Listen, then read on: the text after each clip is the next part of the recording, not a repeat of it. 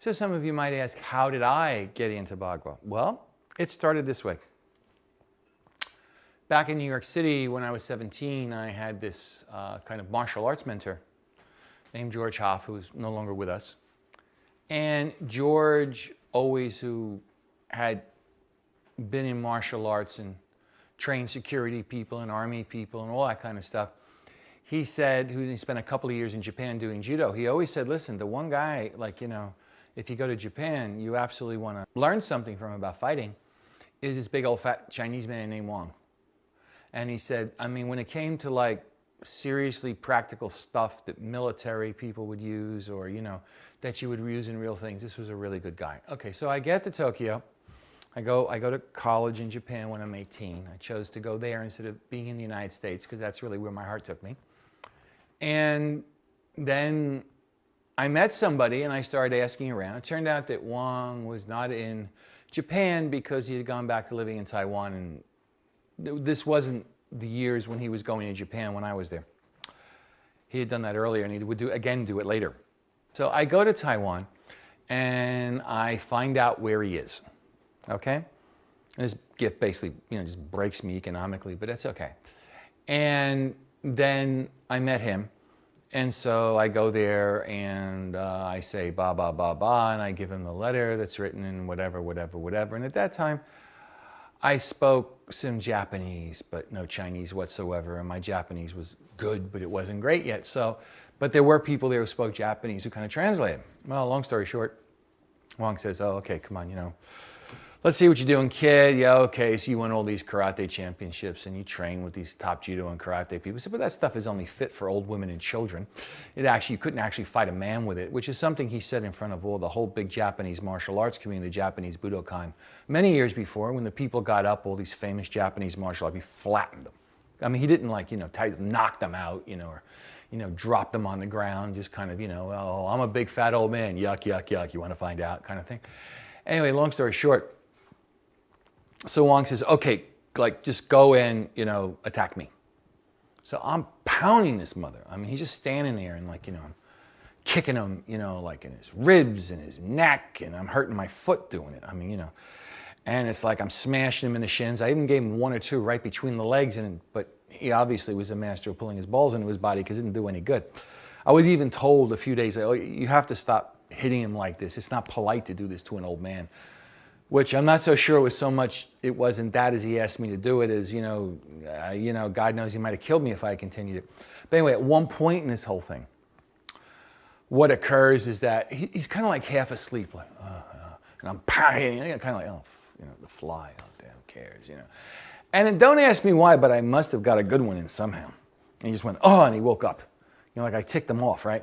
So the next thing I know, he comes with his hand like this, boom, which is out of his 8 palm change, hits me on the top of the head, and I instantaneously went from there to squatting flat on my feet, and it felt like I was, you know, had like a 200-volt electricity put right on me. Okay, so that's cool, and he goes, she says, oh, okay, you have spirit, okay, so I come back tomorrow. All right, so I come back the next day, and he says, you sure you want to learn? And I said, yeah. And then he goes, okay, let's find out. So there is a posture in Bai Hua. He says, stand still, pick your leg up in the air, turn your waist, be like this. And those days I was like, you know, before I had a bunch of car accidents, I put my leg up to my waist. Anyway, long story short, I'm there for 2 hours. And the message is, you give up, you can leave and never come back again. Now, this whole thing is going, you know, to say that my legs were hurting and I was getting cramps, and this was like, you know, fair comment, you know. So what happened is that every once in a while, he would just go over and he would look and, you know, almost touch my arm and then come back and look like this. But then when I would fall down to the ground from sheer exhaustion and pain, somebody would come over with a bucket of water, throw it on me. And the next thing, Wang comes over, because my hair was pretty long in those days, you know, I was young, I was 19, I had long hair, and he grabs my hair and like, boom, up you go, grabs my leg, sticks it up in the air, moves my hand, and then sits back in the chair. Kind of reinforcing the message that if you do not continue, you will be thrown out and not allowed back in.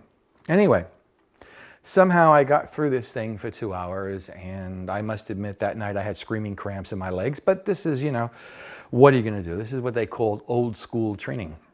And then after that, he started teaching me. So I started learning how to walk in a circle, and that was the beginning of it.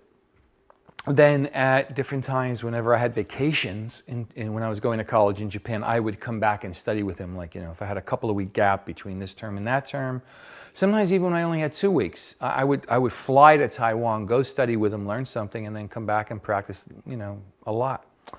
And he had a top student of his who was in Tokyo, who I didn't learn Bai Hua from, but I did learn Tai Chi, and so at least I got some feedback from that. And then there was another Hsiang guy who, knew Wang, and so I kind of got some of the stuff about standing Wang did, so at least I could ask him questions when I went back.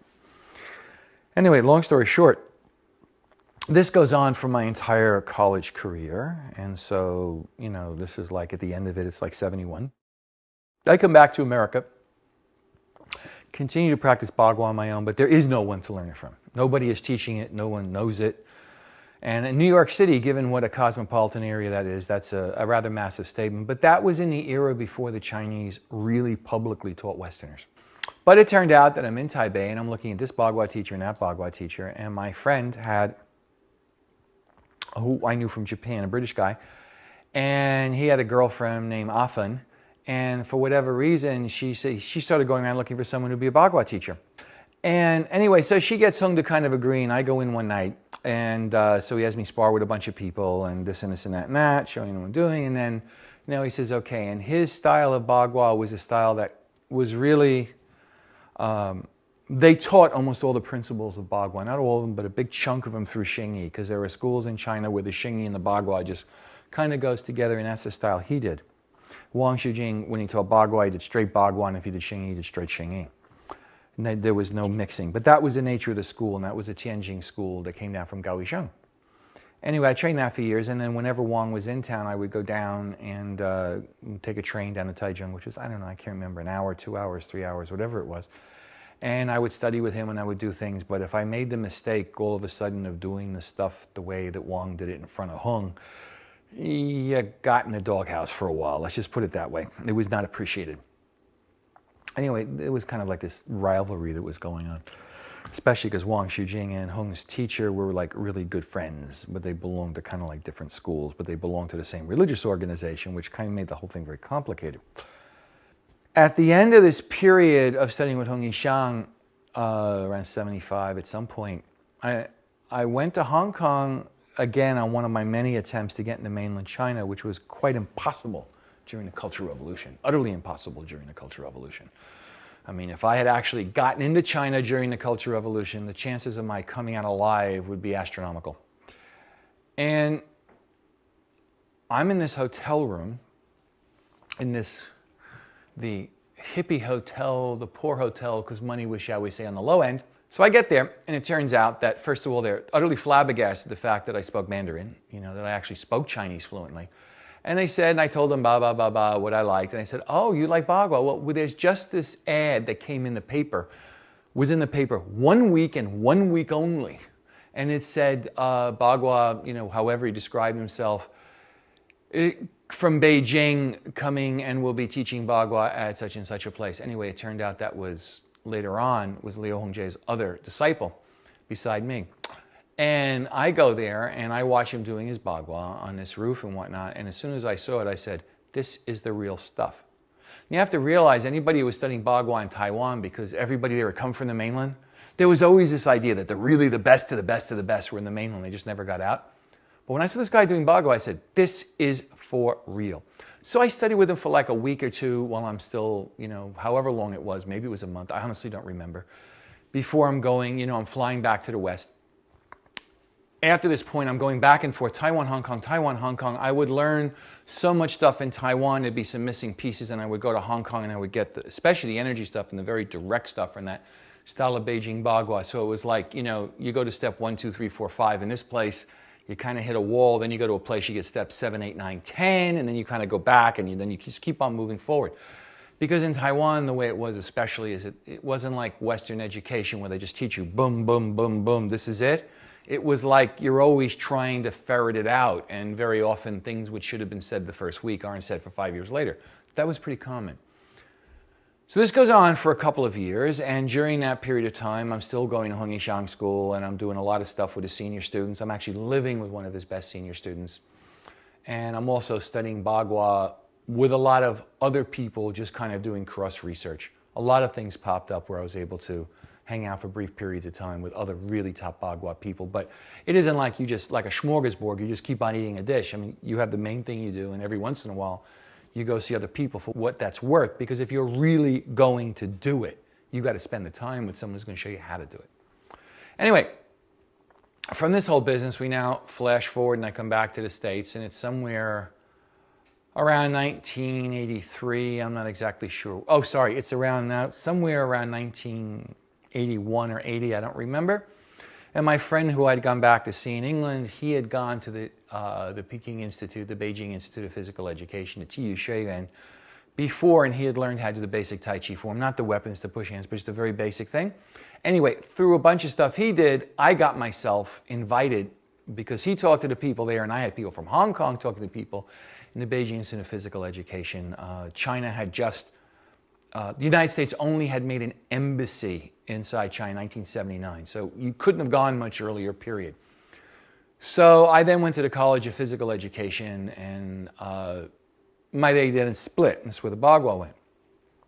Well, Bai Hua gave me a letter that, look, I'll introduce you to this, to my teacher, but the fact of the matter is that he teaches virtually nobody. I mean, famous people from China keep on showing up at his doorstep, and he just says, I forget, or not now, I'm busy, or, whatever. He gives some reason. So I show up at his door, and for whatever reason, he invites me in. And then during that summer, for the first about 6 or 8 weeks, I'm going, in the morning, I'm doing the stuff in the Beijing Institute of Physical Education, where I became the first American certified to teach the Chinese complete simplified system of Tai Chi, which is the Yang style, throughout all of China. It was the first one that happened to. Other people had gotten like bits and pieces. I was the only one who got the whole thing. And then in the afternoons, I would go and study with Leo. And then at some point, however many weeks it was, I don't remember, 6, 7, 8, I honestly can't remember, that I then moved into the city so I could be nearer to Leo. And then I would start visiting him twice a day for about 3 hours each time. And this went on until I left. Then I came back to the States, had a car accident, broke my back, kind of got that, at least enough working order to go, went back to Hong Kong and Amoy in southern China. I did the old Yang style. And then at the very, very end of 83 or somewhere around there, I can't quite remember. Anyway, wherever it was, all these years are somewhat of a blur at this point, that I then went to Leo, and I showed up at his door again, and he took me in, and then he just really taught me for essentially most days 6 hours a day, and some days 3 hours a day, except every once in a while for a short period of time he would say, look, I need to rest and regenerate, or I'm doing a retreat or something, and I would just go back to the West, for a couple of weeks or a month, where I was dealing with issues with my grandfather, who was to die in the middle of that period, and just going back every once in a while and teaching a little bit in case, when you live in a foreign land like that, you never quite know what the future brings. But during that period of time, he then taught me the complete system of Bai Hua from 2 points of view. The first one is he taught me the chanting. He taught me anyway. His background's a whole other thing. I've written about it in my books. He was one of the amazing ones. He was one of probably the only person in Beijing who was directly connected with one of the students that founded the martial arts style of Bai Hua. With Ma Sheching, and he was an indoor student. He actually learned his entire Chieh energy system, the one that came down from Dong, which is a pretty rare event. Then it also turned out that, and he also was one of the top fighters in the first national competition they had in China, where they closed it down because too many people were dying, and they just chose at the end by vote who would win based on, who not only looked like they could beat everybody, but who was the most likely one to have just enjoyed killing as many people as they get away with. But then, beside his involvement in Tai Chi, which I'm not going to, because also a whole thing, let's not go into all that stuff, just stick with Bai Hua, that he then, after he became declared enlightened in Tiantai Buddhism, And after he had learned the complete Wu style of Tai Chi from the founder of the Wu style, he then went to Sichuan province for 10 years, where then he engaged fully with the Taoist meditation tradition. Liao in China was known as what they call a Taoist immortal, or living Buddha, or what in Buddhism would be called a living Buddha. During that period of time, he didn't just learn the martial art of Bai Hua, he knew before he ever went there. What he did is he actually learned the basic circle walking method through which the entire I Ching was made manifest at a spiritual level to a human being. And so what we would kind of go through, depending upon the day, was, any one of those days we spend 3 to 6 hours together, that, we would do the martial arts stuff, but then it would very rapidly morph into the meditation stuff, and these two things were flowing back and forth from each other until toward the end it was much, much more the meditation stuff, because the way he put it to me is that after a very short period of time, he said, like, what do you want? I want more chi. He says, look, you have enough chi for a small elephant. Like, a human being really doesn't need that much more. I mean, the way we would say in New York, you're a strong boy, and that's it. But he said, what you really need to understand is the heart-mind. What you really need to understand is what, I guess in Western language, is the core of your soul. That's what you need to do, and you really need to understand the nature of change and how it happens in the entire universe. So these are very different statements than just the fact you can move and, knock somebody down or something. We were actually, as the phrase goes, we were going for bigger fish. Anyway, this type of training with him went on for about, 3+ years, 3.5 years, whatever it was, if you count the first trip. And long story short, this is where I learned the Bai Hua that I teach, and both in terms of the Bai Hua as a martial art lineage and a qigong lineage. I learned it very directly. As I said, I was lucky enough to learn from one of the old ones who actually was in the direct line from it, and not a derivative of a derivative, but the straight stuff. And then on the other side, I was also lucky enough to be taught the Bai Hua meditation tradition that really is from the I Ching and Taoism, which is a pretty rare event. And I would have to say that at the end of the day, I think that's actually a dramatically more important thing for the human race than the Bai Hua as a martial arts system, because, in an era when we have machine guns, bombs, instruments where people with, 2 days of training can probably kill a town, martial arts is one thing, and its usefulness in terms of qi and the health of the body and all that, yes, that does make Bai Hua a very magical thing. But I think that getting down to the roots of what I would call the human soul, or the essential question of human happiness, coherence, and satisfaction, and just ease with living inside the universe, I think that's a much bigger and more important issue. So in these modular programs, I've tried to at least give the basics that are going to allow that final process to begin.